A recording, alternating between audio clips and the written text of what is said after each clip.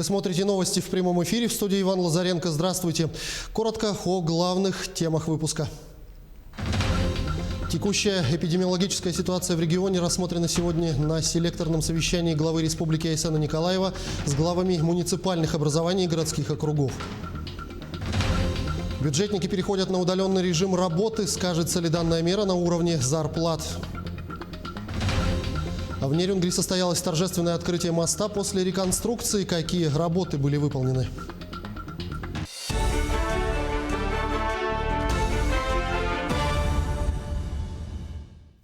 На 13 октября текущего года выявлено 122 новых случая COVID-19, в том числе Якутск – 79 случаев, Мирнинский и Нюрбинский районы по 5 случаев, Горный и Сунтарский по 4 случая, Вилюйский, Мегино-Кангаласский, Нерюнгринский, Таттинский по 3 случая, Алданский, Амгинский, Момский, Аймиконский, Хангаласский по 2 случая, Усть-Алданский, Усть-Майский, Чурапчинский по 1 случаю.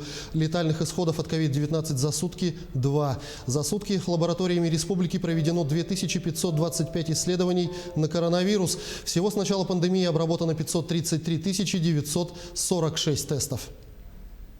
Текущая эпидемиологическая ситуация в регионе рассмотрена сегодня, 13 октября, на селекторном совещании главы Республики Айсена Николаева в режиме видеоконференции с главами муниципальных образований и городских округов. Илдархан сообщил о введении в республике дополнительных ограничительных мер. Сейчас в регионе наряду с распространением коронавируса наблюдается одновременный рост заболеваемости сезонным ОРВИ и гриппом. В силу разных причин сразу определить точный диагноз сложно.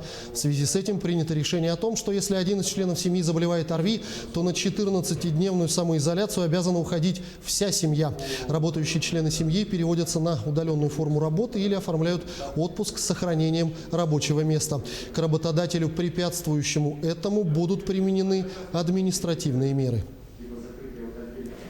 Также сегодня глава Якутии Айсен Николаев поставил задачу детально отработать и контролировать соблюдение санитарных требований, установленных в республике. Это значит, что санитарно-эпидемиологические нормы должны соблюдать все. Это даст возможность снять нагрузку с учреждений здравоохранения. Так сегодня сказала заместитель руководителя регионального оперштаба Ольга Балапкина на традиционном брифинге. Также она обратила внимание на то, что часть лабораторий уже работает в круглосуточном режиме. Расширенный режим работы некоторых медучреждений. Одно единственное КТ в городе Якутске также продолжает круглосуточную работу. Значит, относительно остальных компьютерных томографов установлен удлиненный режим работы. В медцентре города Якутска впервые третий день исследован способ амбулаторного лечения, значит, непосредственно больных ковидной инфекцией. И на настоящий момент эта форма также используется, иная форма, также оказание помощи на дому, сегодня предполагается для, соответственно, лечения республиканской больницы номер 3, там, где у нас большинство пожилых граждан. С учетом роста сезонной заболеваемости ОРВИ, в том числе новой коронавирусной инфекции, Министерством здравоохранения Якутии в соответствии с рекомендацией Минздрава России во всех муниципальных образованиях республики, исходя из численности проживающего населения, дополнительно развернуты временные стационары. В Якутске дополнительные койки развернуты на базе Якутской городской больницы 2, Якутской городской больницы номер 3, поликлиники номер 1, Республиканского центра медицинской профилактики. Также увеличено количество коек в стационаре медцентра города Якутска. Всего в городских и республиканских больницах развернуто 2238 коек для больных новой коронавирусной инфекцией и другими соматическими заболеваниями, требующими неотложного лечения. Из них с кислородом без ИВЛ 498, с ИВЛ 177. В республике ужесточились меры по профилактике распространения коронавирусной инфекции. На сегодняшний день в сутки диагноз подтверждается более чем у 100 человек. Большинство случаев заболевания приходится на столицу республики. Так, организациями было рекомендовано снова перевести сотрудников на удаленную работу. Все подробности в сюжете с Иргаланой Неустроевой. Еще в конце лета, казалось, эпидемиологическая ситуация в республике наконец нормализуется. Заработали кафе, торговые центры. Многие стали работать практически в привычном режиме. Однако уже к осени ситуация значительно ухудшилась. Основные наши очаги – это корпоративные очаги, соответственно, которые затем перерастают в семейные очаги как таковые. Поэтому вчера было принято решение на оперативном штабе ограничить работу в реальном режиме, в физическую работу на основных местах и определить по каждому бюджетному учреждению республики до 50% состава на удаленном режиме. Переход на удаленку стал, если не ожидаемым, то не таким болезненным мероприятием, как, к примеру, весной. В конце концов, в подобном режиме якутяне работали около 5 месяцев. Например, Уйгулана Сивцева устроилась на работу незадолго до пандемии, в январе. А уже весной ей пришлось работать, не выходя из дома. С одной стороны, я бы даже сказала, что это удобно, очень удобно. В плане того, что ты проводишь уроки из дома, в плане видео обучающих, в плане онлайн-игр. Все это становится очень доступным и очень простым. Минусов, как и плюсов, их много. Но я бы сама хотела бы, чтобы как можно быстрее мы перешли на очное обучение. Впрочем, представить себе, как проходит процесс обучения и удаленная работа учителя, несложно. Главное – иметь доступ к компьютеру или ноутбуку и выход в интернет. По-другому дело обстоит в национальной вещательной компании. Здесь с введением ограничительных мер на удаленку перешли многие режиссеры, координаторы и даже редакторы. Мы бы хотели предложить вам записать интервью с вами на тему ковид. Профилактика, реабилитация. Удаленная работа для меня началась уже более полугода назад, но характер моей работы позволил это сделать довольно безболезненно, так как находить темы, гостей, готовить интервью можно и по телефону, поэтому все это для меня оказалось довольно просто. Но другое дело, что не хватает живого общения с коллегами, каких-то творческих обменов. Я считаю, что если даже режим самоизоляции у нас будет продлеваться, то каждому нужно стараться находить, конечно, в этом плюсы, нежели считать минусы. Многие уже привыкли работать, не выходя из дома. Это удобно, безопасно и, главное, комфортно. Теперь труднее будет не оставаться дома, а восстанавливать прежний рабочий режим, когда ограничения будут сняты. Саргалана Неустроева, Якутск. По состоянию на 13 октября текущего года количество работников предприятий и организаций, осуществляющих деятельность на территории Республики Саха-Якутия, перешедших на удаленные формы работы, составляет 29 957 человек. Это 13,3% от общей численности работников организаций, предоставивших сведения. Это организации с общей численностью работников 225 251 человек. По состоянию на 11 апреля 2020 года количество таких работников, перешедших на удаленные формы работы, составило 34 208 человек. Представители фонда реформирования ЖКХ с рабочим визитом сегодня посетили Хангаласский улус. Ознакомились с ходом строительства многоквартирного дома города Покровска на улице братьев Ксенофонтовых по программе переселения из ветхого и аварийного жилья.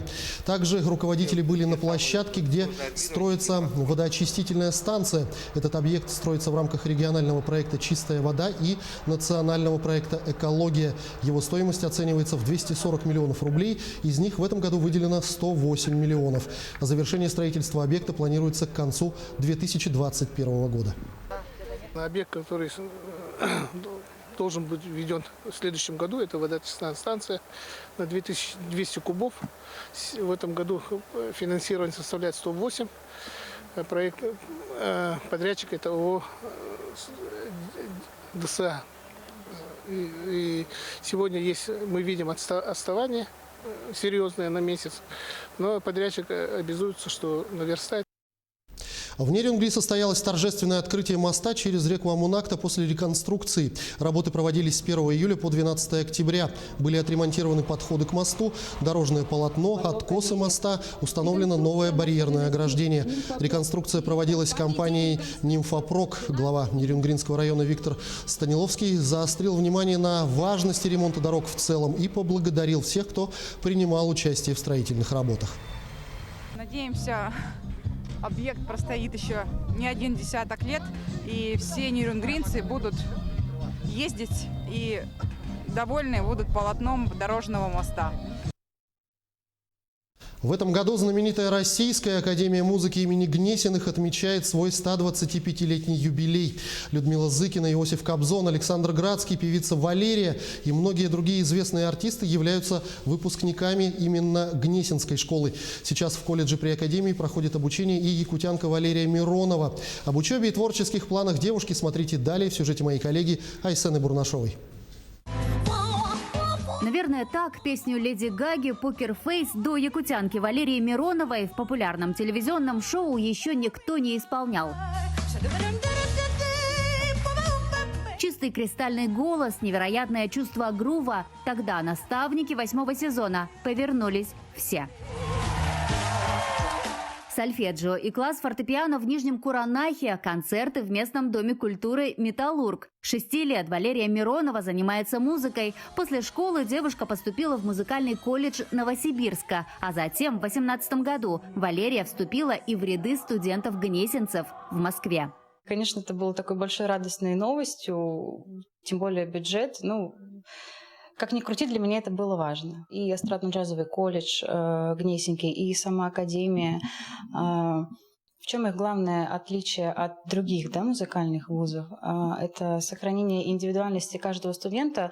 Гнесинка – единственное место, где представлены абсолютно все специальности музыкальных направлений России. Вокалисты, дирижеры, композиторы, фольклористы, народники. Возможно, именно это разнообразие специализаций и помогает студентам оттачивать новые грани. Так, в творчестве Валерии Мироновой мы видим не только эстрадные песни, ритмичный джаз или акапеллу, девушке по нраву и глубокие искренние песни советской эпохи.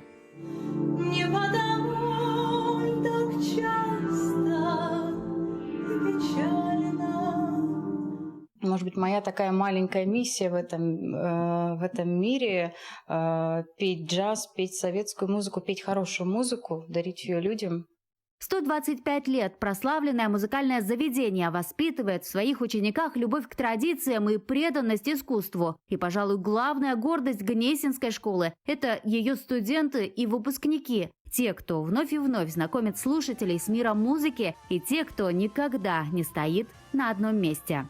В «Голосе» я уже принимала участие, уже, к сожалению, второго шанса не дается. Но по секрету, да. Есть, и это даже стоит в моих ближайших планах участие в одном музыкальном проекте. Но об этом позже и в социальных сетях опубликую. Айсена Бурнашова, Виктор Олесов, Москва. Это вся информация к данному часу. До встречи в следующем.